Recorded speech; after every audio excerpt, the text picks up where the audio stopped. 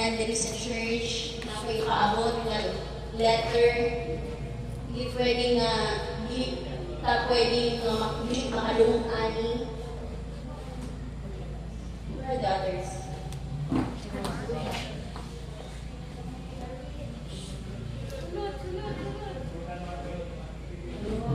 APBs, importante po ang APBs, ani, we have a great participation. We have a great participation in this one. So, kinsa may aware sa news karon. Kasi aware. Nabasa ba ta news? Busy ba ta sa Facebook? Ang atong Facebook is more on the scroll lang ta sa mga trending karon. Ito lang ay pinaka-trending karon ang issue sa atong nasod. No? And, kaya Pastor, ano kaya hindi mo manamot ka sa simbahan? So, sa tanan, lagi na sa first-timers, second-timers, third-timers, just want to tell you na ang calling nato as Jesus as Lord Church Worldwide is not only limited sa church, not only limited sa four corners of this church, but ang atong calling is manghilabot po ta sa mga nakitabo sa gawas. Apil-apil din ang GIL. But whether we like it or not, mo gini ang heart po sa atong spiritual director, our father sa JIL, si Brother Eddie. And pwede naman, like, palabay ni, pero this time, hindi na ito pwede palab yun. And he has a letter para kanakang tanan. English na siya makaigsuon. I will try to mag-translate na sa kaya na ako. But please, ato ni paminawan because everybody should know.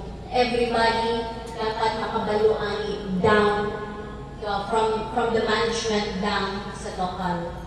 So, praise God. Ang title sa iyang letter is Fight for Truth, Justice, and Righteousness. And David said sa Samuel chapter 17 verse 29, and David said, "What have I done now? Is there not a cause?" Mga time na si David nakiglaban kang Goliath, and hipugnan siya sa iyang mga brothers. Kung sa man ka diri, nag-apil-apil man ka diri sa battleground, asa naman ang imong trabaho nga pagbantay sa mga topa nila, Papa? Ni Papa, ano na ang makadiri? Pwede si David, kung saan ang nabuhat, hindi ba ko pwede mo istorya or mo speak kung unsa ang ibutang ni Lord sa akong kasing-kasing. And then ang letter mo ni siya. To my dearly beloved JIL family all over the world, grace and peace be with you in the name of our Lord Jesus Christ. I write to you not only as your spiritual director, but also as a father whose heart is bleeding over the relentless demolition attacks against our very own Senator Joel Villanueva. Nga naman, because of the flood control project nung nagiugong sa mga politiko nga wala yung love for our nation. Onslaughts of troubling lies, baseless accusations, and online trolling designed to assassinate his character have recently gained ground across social media platforms, swaying the easily distracted and the gullible into believing that Senator Joel has stolen gargantuan amounts of public funds. Siya nagsiwalat, no? Siya ang nangusog nga naay korupsyon na hitabo sa kanang flood control na pondo. And that is 1 billion a day. Igsuon, 1 billion a day. Pero ang nahitabo karon, na-twist ang story, siya na yun ang ipasaginlan. Siya na yun ang nangawat, siya na yun ang iugong sa pondo. Kung sino hitabo, nag-hire ang mga kalaban niya, ang enemy niya, na katong mga nasagasahan ng mga contractor, mga politiko, nag-hire sila, and it is funded. No? Impunduhan niya siya para ipalaganap ang fake news. Unya, ang ipang-hire katong mga vloggers nga bayaran.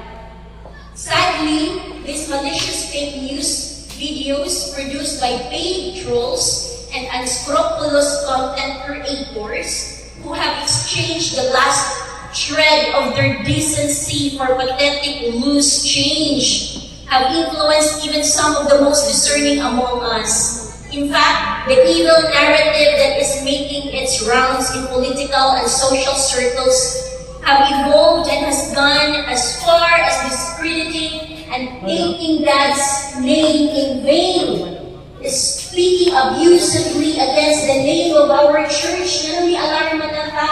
Alarma na si Brother Eddie. It's because bidamay na ang JIL. Kaya ni Brother Eddie, kaya ni Senator Joel, pero kita, bidamay na ta as a church. Now, Jesus is Lord Church Worldwide is calling it JIL, means Judas is Lord. Kapag inikitaan nito, JIL means Joel is lying. Just because we know Senator Joel will also be hurt, kabalo sila ang kanyang mga atake, kabalo siya kapag ang church na gano'n ang ipon. Mas masakitan na kita tayo sa Senator Joel. If they hit the church that helped mold his godly character, the church that was born in the very heart of God. With this horrific, nabibiglalulong sa mga vocabulary, with this horrific vilification done against the name of God Himself, there is great cause for us to awaken and safeguard God's glory. So on, as member of His church, hindi na ito kaya magpakabuon, sa pinitabo sa atong nasoy. Although He does not need defending, hindi man niya need defend pa siya. It is incumbent upon us to show the world that we are prepared to give the last drop of our blood to stand up for God's name. We must not leave any single stone unturned in opposing those who go against the glory and the fame of the God of Abraham, Isaac, and Jacob. His name must not be taken in vain. His word is clear. You must not misuse the name of the Lord your God. The Lord will not let you go unpunished if you misuse His name, and that is in Exodus 20, verse 7. As believers, mga igsoon, nagisaligan sa kamatuoran, and as part of JIL family worldwide, it is both necessary, kinahanglan, and urgent for us to bring clarity into the confusion and affirm the character and the work of Senator Joel in the light of truth, justice, and righteousness. We must snatch from the darkness those who have naively bought into the lies of political operators, people consumed and motivated by envy toward the unmatched service record of Senator Joel. You know what? Maski mapunsa ka daghan sa imong gibuhat nga maayo, pero ang mali din ang ilang punakon. But we know walay mali si Senator Joel. Consider some of his accomplishments. He was the first to oppose POGOs as early as 2016. Ang mga illegal gambling, naghihimo ng legal. Kaya para ko, dahil mga matagaan ng trabaho. His refusal to receive bribe money resulted in billions of pesos in losses to POGO operators. This is the reason POGO syndicates want to throw him under the bus. He fought online gambling by being the first to file a bill banning it, which invited hire of online gambling operators. Siya din ang nilopose sa POGO, isa sa mga nilopose. He was also the first to expose anomalies in flood control projects in 2023. 2023 pa man yun, pero wala namakit sa iya until last July. Nagpabundak si Lord, dako kay nga ulan, ipabaha ang tibok Pilipinas. Pero sa kadaghan-dagan nganong ang pinakanahigo tayo ang Bulacan, which is His province. Ang Bulacan, no? And okay ko nga wala na dahil ang worship conference, kaya sa Bulacan ang worship conference. And has been doing since then up to the present. 2023, 3 years ago pa, until Marahil, ang Presidente mismo na yun ang nakapansin na there's something wrong yun sa mundo. Na, kung tanawin mo ang Japan, grabe nagbaga kaysa yung flood control ng mga konkreto, pero ang flood control sa Pilipinas, mga luxury cars sa mga political. And then, those involved in massive towpaths and SOPs across government agencies have been shaking in their boots ever since. So, syempre, namurog na sila kay Itando Baya. Ang mga SOP diha, ang imong portion, ang portion sa mga involved ani. One can only imagine how far they are willing to go because Senator Joel is always in their case. A hindering thorn in their flesh, tulog si Senator Joel sa ila. Yet, despite Senator Joel's stellar record, kung sa kanindot sa record ni Senator Joel, people are still so quick to believe. Ang netizen, dali mo tuo sa fake news that they see on social media. Quick to condemn. Ay, nana niya si Senator Joel, anak sa pastor, anak ni Brother Eddie, mga kawakan. Grabe din, kung magbasa ka sa mga comment section, makakitan ka as JIL because we know him very well and nagdako siya sa church. They have conveniently forgotten what Senator Joel also accomplished during his time at TESDA. Naging sa mga tao yung accomplishment sa TESDA, wala na to. Fake news na ipaniwalaan. This may make our blood boil. You know what? Si Brother Eddie story Puros nagkulog-kulog yung dugo, but as followers of Jesus, we are called to respond with discernment and prayer.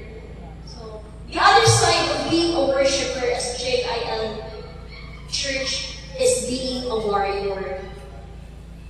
Being a warrior na mag-igiso with sword, with away, mag-chismis, pagtagod sa atong mga silingan sa Senator Joel, no, not that kind of being a warrior, but a prayer warrior. So let me ask this of you, Brother Eddie Victoria. Be wise, be prayerful, and stand for the truth. You know, Senator Joel, he literally grew up before your eyes. You know his innocence and his passion to serve both God and country. Glory to God with all modesty. You know he has consistently brought honor to the name of Jesus, first in Congress, bata pa siya ato then in TESDA, and now in the Senate. He has never been ashamed of his faith. Siya, di ba sa Senado, kabalutadaghan ng born natin ng mga senators na, pero siya rin yun, ako lang naulaw na it testifies to Jesus and remains unwavering in his stand for what is right, even when it is unpopular. That is why he is being persecuted. Let me now provide some context and address several key accusations made against Senator Joel. I will share with you some facts and figures, not just opinions. Accusation number 1, misuse of public funds or pork barrel. Muling accuse niya. Pero ang tinuod, even ang COA, walay COA findings have ever implicated Senator Joel in any misuse of public funds. Kanan ang agi na puno sa iya, well liquidated. He consistently ranks among the most transparent and audit-compliant senators. He was one of the first to support the abolition of the pork barrel system and has consistently advocated for budget reform. Accusation number 2. Absenteeism or lack of Senate performance. No? Absent ba siya? Dili. Senator Joel is among the most active legislators, having authored or co-authored more than 200 bills and resolutions, many of which directly benefit ordinary Filipinos. Key legislation includes Tulong Trabaho Law, provides free technical education for jobless and underprivileged Filipinos. Long Life Learning Act promotes continuous skills development for Filipino workers. Doktor para